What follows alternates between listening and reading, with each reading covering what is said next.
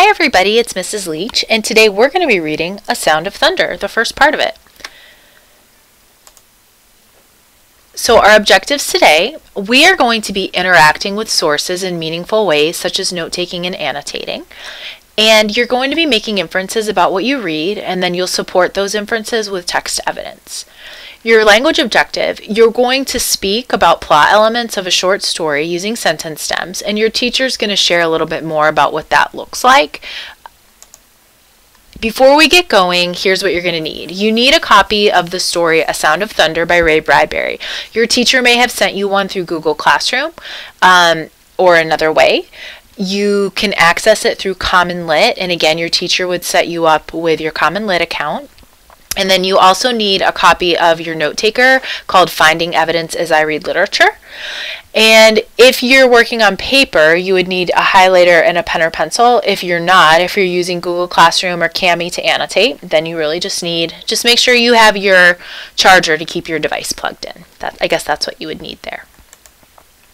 So remember that we talked about plot, and this is just a little refresher that we've got our plot diagram here with our exposition where we learn about the characters and the conflict, and then the rising action is where it gets worse and worse and worse.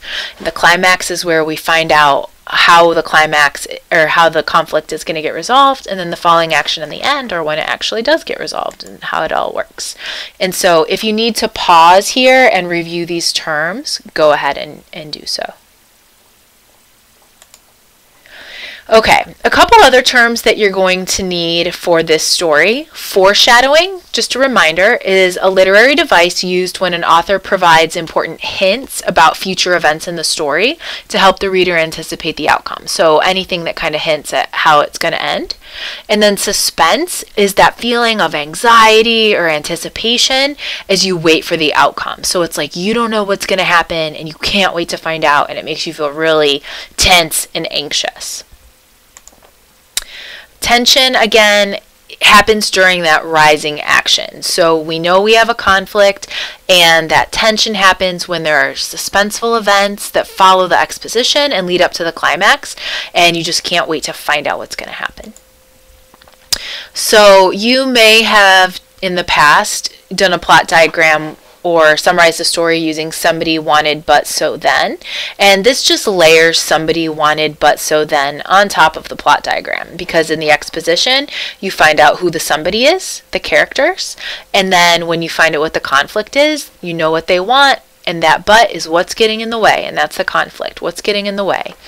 And then the tension gets bigger and bigger as the problem gets worse and worse. The climax is when we find out, hey, how's this going to go? And then the then is what happens. So the first thing we're going to do is read paragraphs 1 through 7, and we're going to look for information about characters and setting. And the reason we're doing that right at the beginning of the story, why I'm making that decision, is that the exposition is usually at the beginning of the story when we get introduced to characters and setting. And so it would make sense that as we begin a story, that's what we would be looking for. So I'm going to go ahead and read paragraphs 1 through 7, and you can follow along in your story. The sign on the wall seemed to quaver under a film of sliding warm water. Eccles felt his eyelids blink over his stare, and the sign burned in this momentary darkness. Time Safari Inc. Safaris to any year in the past. You name the animal. We take you there. You shoot it. A warm phlegm gathered in Eccles's throat. He swallowed and pushed it down. The muscles around his mouth formed a smile as he put his hand slowly out upon the air, and in that hand waved a check for $10,000 to the man behind the desk. Does this safari guarantee I come back alive? We guarantee nothing, said the official, except the dinosaurs. He turned. This is Mr. Travis, your safari guide in the past. He'll tell you what and where to shoot. If he says no shooting, no shooting. If you disobey instructions, there's a stiff penalty of another $10,000, plus possible government action on your return. Eccles glanced across the vast office at a mass and tangle, a snaking and humming of wires and steel boxes, at an aurora that flickered now orange, now silver, now blue. There was a sound like a gigantic bonfire burning all of time, all the years and all the parchment calendars, all the hours piled high and set aflame. A touch of the hand, and this burning would, on the instant, beautifully reverse itself. Eccles remembered the wording in the advertisements to the letter. Out of chars and ashes, out of dust and coals, like golden salamanders the old years, the green years might leap, roses sweeten the air, white hair turn Irish black, wrinkles vanish, all, everything fly back to seed, flee death, rush down to their beginnings, suns rise in western skies and set in glorious easts, moons eat themselves opposite to the custom, all and everything cupping one in another like Chinese boxes, rabbits into hats, all and everything returning to the fresh death, the seed death, the green death, to the time before the beginning. A touch of a hand might do it, the merest touch of a hand. Okay, so that was paragraphs 1 through 7. And now I'm gonna take some notes here. So I've got my note-taking page right here, and I was taking notes. I was taking notes on just characters and setting, right, in paragraphs 1 through 7. And I pre-typed them, but because I figured it would take forever if I typed them in front of y'all. But thinking about who the characters are, Eccles was a name I saw, and it seemed like he's a guy who wants to go on safari. Travis is going to be the guide, and setting, remember, is time and place. And so the when, I don't know exactly when, but I know time machines are invented, so it's probably sometime in the future, because time machines are not invented right now, and it's 2020. And for people who are listening to this video or watching this video later than 2020, this was quite a year, just saying. It's been crazy. So I'm just jotting down really simple things. There was a lot in those those last couple paragraphs that was a lot to think through, but right now I'm just worried about characters and setting. So I'm thinking about what inferences can I make from those paragraphs. And the question to guide my inference here, what type of service do you think Time Safari offers? Well, I already jotted it on my paper, and you probably already saw the answer because I highlighted it by accident. But it seems like Time Safari offers time travel services. And I'm getting that because of this paragraph right here.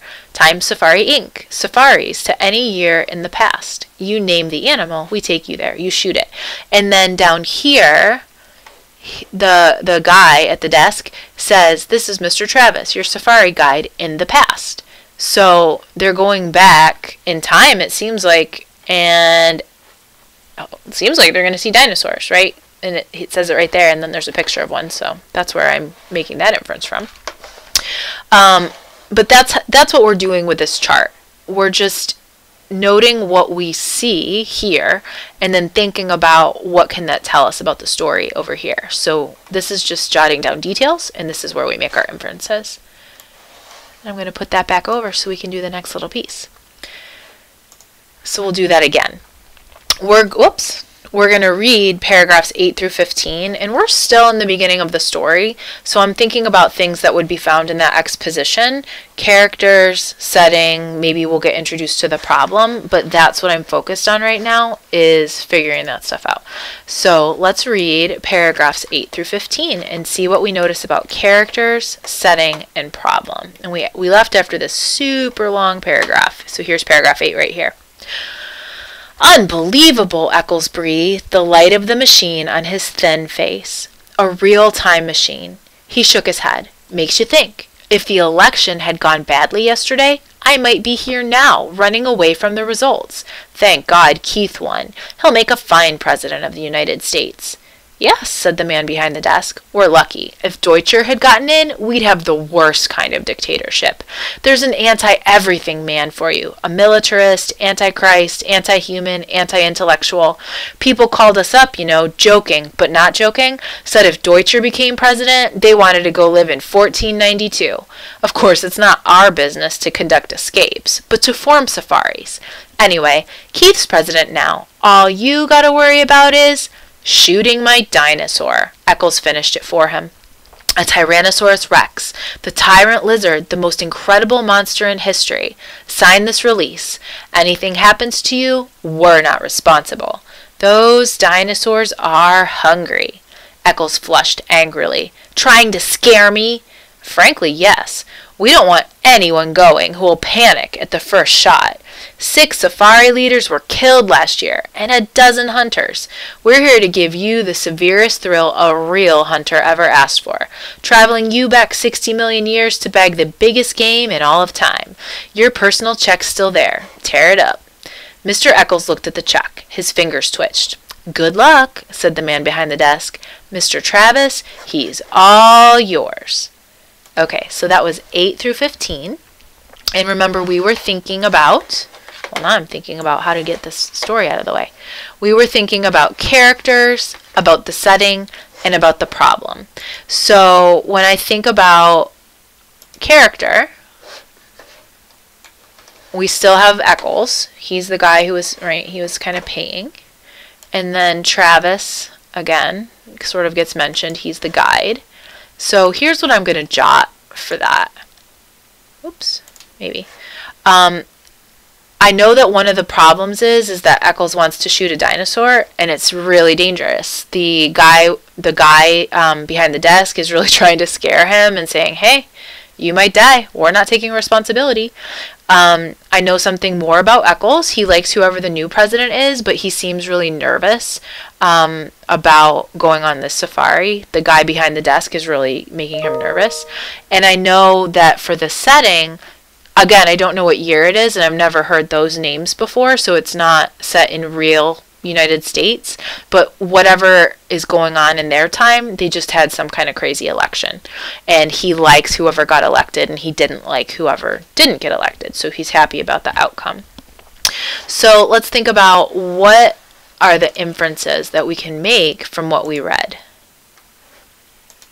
And the question, and I didn't have you jot about foreshadowing in particular, but we can make an inference having to do with foreshadowing. So could we have highlighted foreshadowing in our little graphic organizer here? Yeah, we could have.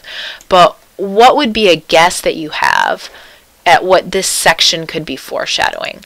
They spent a lot of time talking about what might go wrong. And so what are some of the things in the story that kind of hint at something that could go wrong? So just really generally, I'm not really specific when I make my inference, but it could be foreshadowing that something really bad's going to happen on the hunt, right? Maybe somebody's going to die, maybe they get stuck or something. He mentions a few things, the guy behind the desk, about, hey, the dinosaurs are hungry. If anything happens to you, we're not responsible. A bunch of people died another time. And so it seems like they're hinting, hey, something might go really bad here. And so it's kind of foreshadowing and making us curious about, like, whoa, what is going to happen? And that's one of the ways the author kind of keeps us interested and makes us want to keep reading.